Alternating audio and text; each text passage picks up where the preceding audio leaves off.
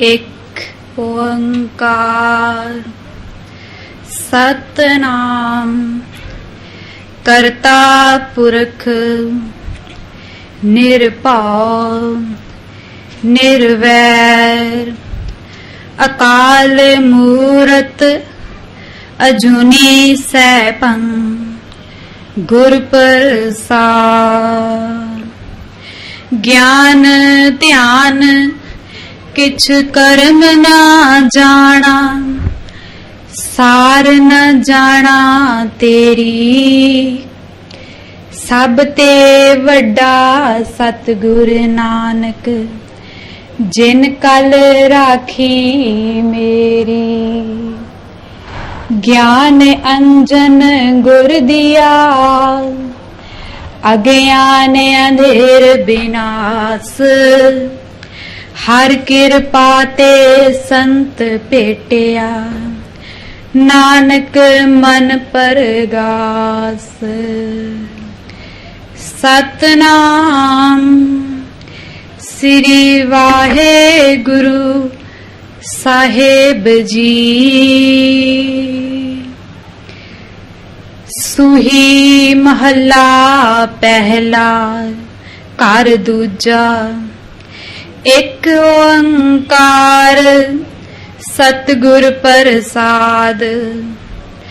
अंतर वसै ना बाहर जाए अमृत छोड़ काहे बिख खाए। अंतर वसै ना बाहर जाए अमृत छोड़ काहे बिख खाए।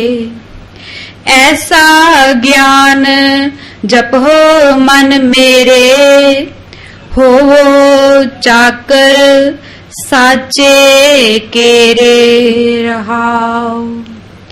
ज्ञान ध्यान सब कोई रवै बांधन बांधिया सब जग पवै। सेवा करे सो चाकर होए जल थल महियल रव रहया सोए। हम नहीं चंगे बुरा नहीं कोए प्रणवत नानक तारे सोए। हम नहीं चंगे बुरा नहीं कोए प्रणवत नानक तारे सोए। वाहिगुरु जी का खालसा वाहिगुरु जी की फतेह।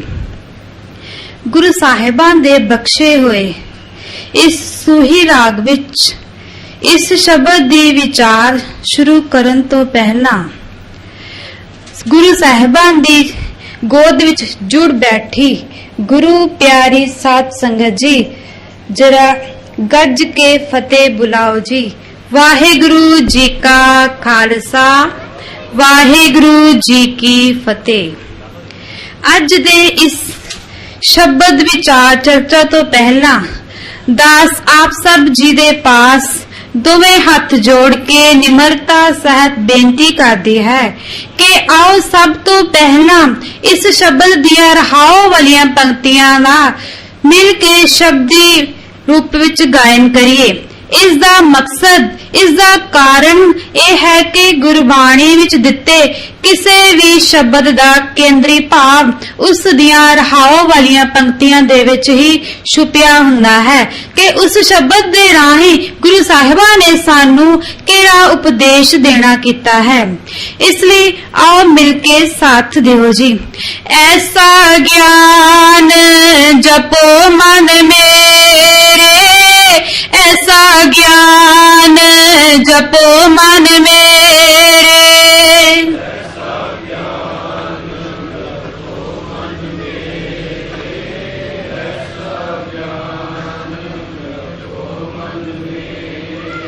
होवो चाकर साचे केरे होवो चाकर साचे केरे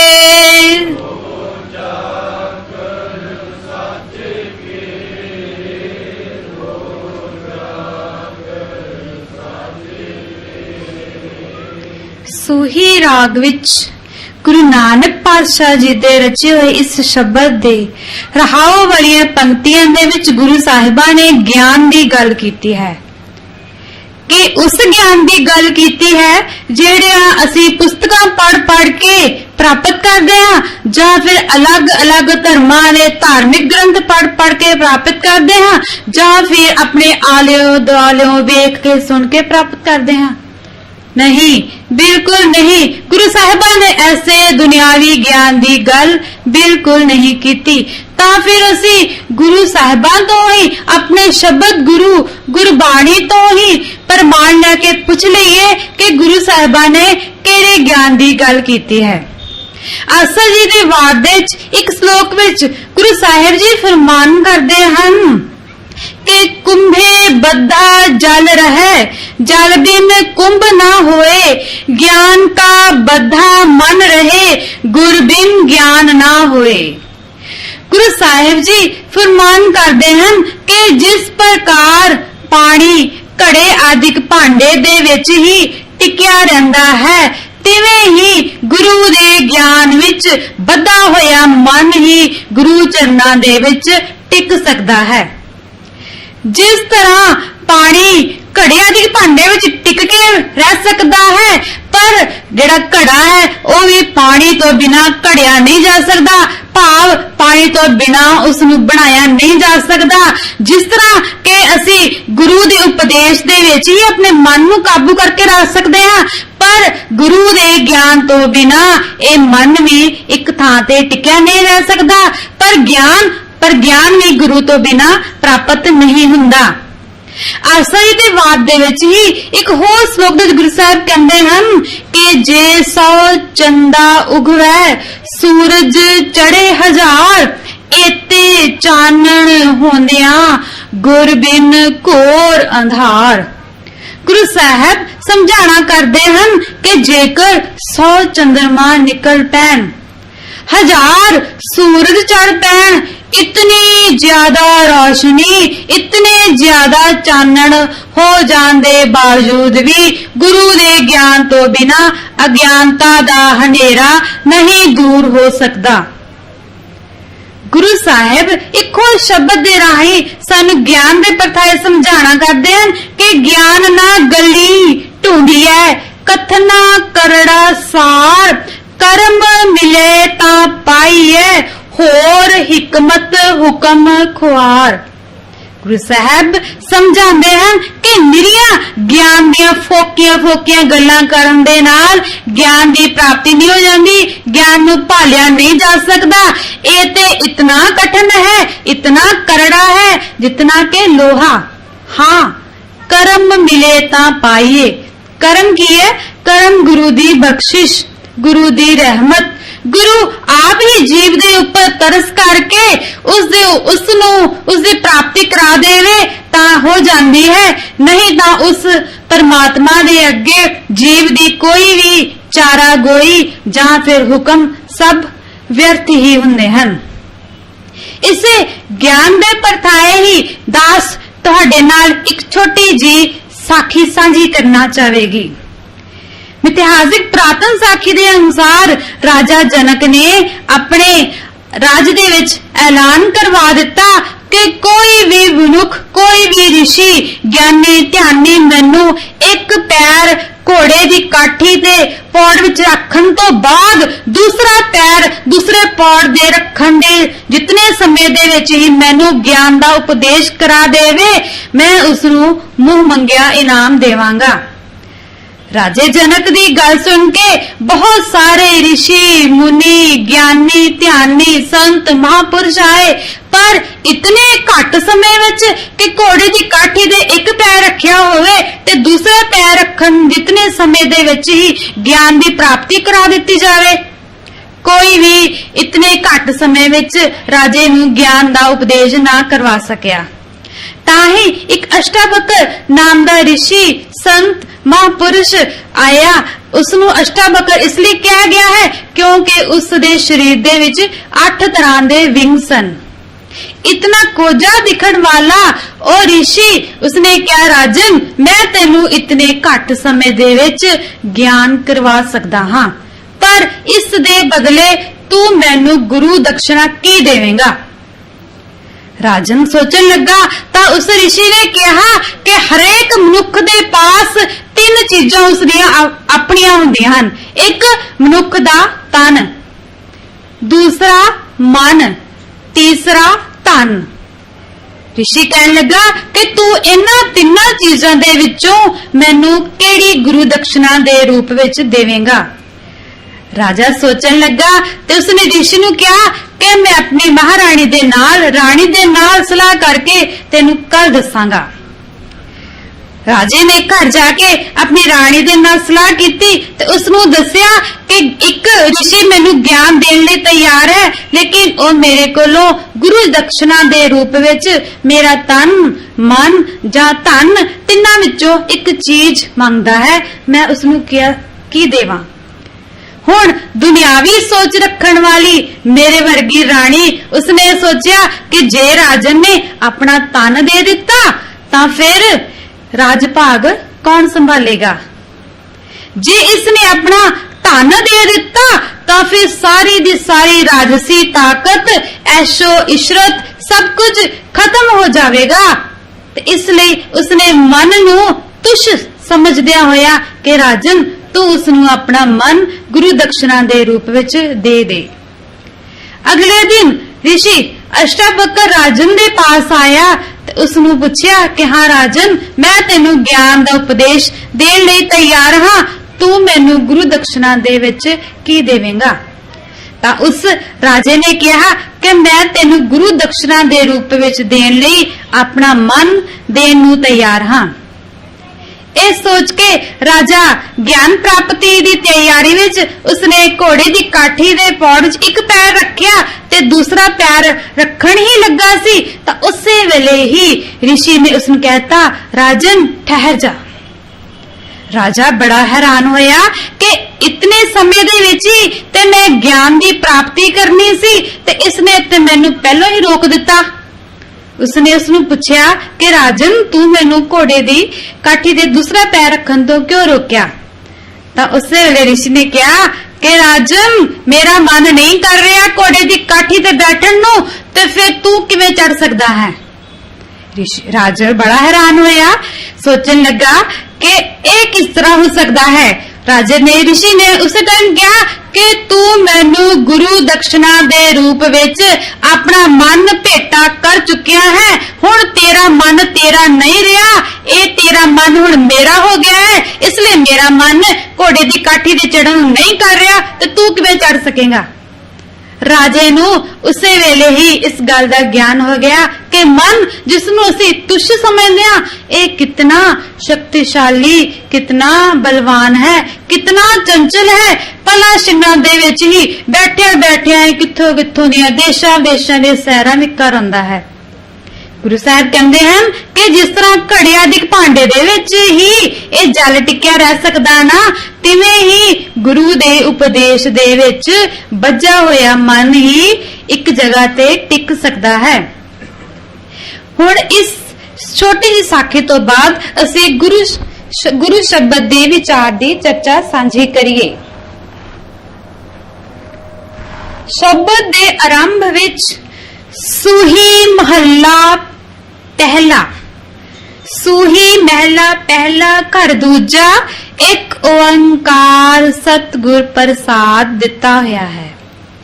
सूही महला पहला दा अर्थ है कि सूही राग विच गुरु नानक पातशाह जी दा रचिया होया ये शब्द। घर दूजा दा अर्थ संगीत दे नाल संबंधित हुंदा है, संगीत दियां तालां दे नाल। संगीत की जानकारी रखने वाले मेरे वीर मेरिया भैणा इस गल तो चंगी तरह वाकिफ होणगियां कि जदों भी गुरु घर दा कोई भी कीर्तनिया गुरबाणी गायन करना शुरू करता है तो सब तो पहला हारमोनीयम दी सुर नूं नप के तबले नूं उसदी सुर दे नाल सुर कीता जांदा है। गुरु साहिबा ने जितनी भी बाणी रची है सारी ही रागां दे विच 31 26 ਰਾਗਾਂ ਦੇ ਵਿੱਚ ਇਸ ਗਿਆਨ ਦੇ ਸਾਗਰ ਗੁਰੂ ਗ੍ਰੰਥ ਸਾਹਿਬ ਜੀ ਦੇ ਵਿੱਚ ਦਰਜ ਹੈ। ਗੁਰੂ ਸਾਹਿਬਾਨ ਨੇ ਕਿਹੜੇ ਸ਼ਬਦ ਨੂੰ ਕਿਸ ਰਾਗ ਵਿੱਚ ਤੇ ਤਬਲੇ ਦੀ ਕਿਹੜੀ ਤਾਲ ਦੇ ਵਿੱਚ ਸੁਰ ਕਰਕੇ ਗਾਇਨ ਕਰਨਾ ਹੈ, ਗੁਰੂ ਸਾਹਿਬਾਨ ਨੇ ਸਾਨੂੰ ਇਸ ਗੱਲ ਦਾ ਵੀ ਗਿਆਨ ਨਾਲ ਹੀ ਬਖਸ਼ ਦਿੱਤਾ ਹੈ। ਇਸ ਤੋਂ ਬਾਅਦ ਗੁਰੂ ਸਾਹਿਬਾਨ ਨੇ ਇੱਕ ਓੰਕਾਰ ਸਤਿਗੁਰ ਪ੍ਰਸਾਦ ਦਿੱਤਾ ਹੈ, ਜਿਸ ਦਾ ਅਰਥ ਹੈ ਕਿ ਉਹ ਅਕਾਲ ਪੁਰਖ परमात्मा एक है ते सतगुरु दी कृपा दे नाल बख्शिश दे नाल ही प्राप्त हुंदा है। प्रसाद दा आखरी अर्थ है गुरु दी बख्शिश। शब्द दियां आरंभ वालियां पंक्तियां विच गुरु साहिब फरमान करदे हन, अंतर वसै ना बाहर जाए, अमृत छोड़ काहे बिख खाए। गुरु साहब फरमान करते हैं कि परमात्मा दा सच्चा सेवक दुनिया दे रसा पदार्थां वल नहीं दौड़दा, सगों अंतर आत्मे ही प्रभु दे चरनां विच जुड़िया रहंदा है ते परमात्मा दा नाम रूपी अमृत छड़ के विषय विकारां दा जहर नहीं खांदा। इतनी रची हुई सृष्टि दे विच गुरु साहिबान ने जितने भी मनुख पैदा किए हैं दो तरह की बिरती दे मालक हैं। एक तरह की बिरती ओ के अंतर्मुखी अंतरात्मे जेड़े के प्रभु दे चरनां विच जुड़े रहंदे हैं। गुरु साहिब फरमान करते हैं कि रंग हसे रंग रोवे चुप भी कर जाए, परवाह नाही किसे केरी बाज सच्चे नाए। के ओ अंतर्मुखी अंतरात्मे परमात्मा दे चरनां विच जुड़न वाले मनुख उस दे रंग विच रंगे हुए उस दे गुणां नूं गांदे हुए कदी हसदे हन कदी रोंदे हन ते दुनिया दी ओह परवाह नहीं करदे। इस तो अगलियां पंक्तियां विच रहाव वाली पंक्तियां विच गुरु साहिब फरमान करदे हन कि ऐसा ज्ञान जपो मन मेरे होवो चाकर साचे केरे। के हे मेरे मन तो उस परमात्मा दे नाल ऐसी डूंगी सांझ पक्की कर जिस दी बरकत दे नाल तू उस सदा थिर कायम रहन वाले प्रभु दा सच्चा सेवक बन सके। रहाओ तो अगलियां पंक्तियां विच ज्ञान ध्यान सब कोई रवै, बांधन बांधिया सब जग भवे। गुरु साहिब फरमान करते हैं कि जबानी ता हर कोई ज्ञान दियां गल्लां कर लैंदा है कि मैनू ज्ञान दी प्राप्ति हो गई है, मेरा ध्यान प्रभु चरनां विच जुड़ गया है। पर असल विच की हुंदा है कि मनुख इन्हां दुनियावी रसां पदार्थां इन्हां माया दे मोह दी फंदां विच बज्जा होया भटक रहा हुंदा है। गुरु साहिब कहंदे हैं कि जबानी ज्ञान दियां गल्लां करन दे नाल ज्ञान दी प्राप्ति नहीं हो जांदी। इस तो अगलियां पंक्तियां विच गुरु साहिब फरमान करते हैं कि सेवा करे सो चाकर होए, जल थल महियल रब रहया सोए।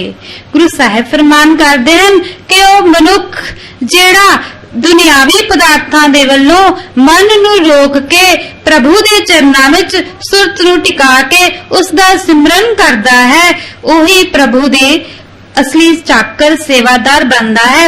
ऐसे मनुख नूं ओ परमात्मा जल दे विच धरती दे उपर आकाश विच सर्व व्यापक रव रहा दिसदा है।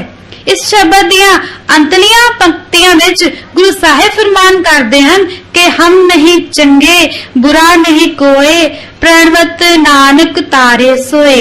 गुरु साहिब कहते हैं कि हरि दा सच्चा सेवक वही है जो अपने अंदरों हौमे दा त्याग करके ये समझदा है कि मैं किसे तो चंगा नहीं हाँ ते कोई भी मेरे तो बुरा नहीं है।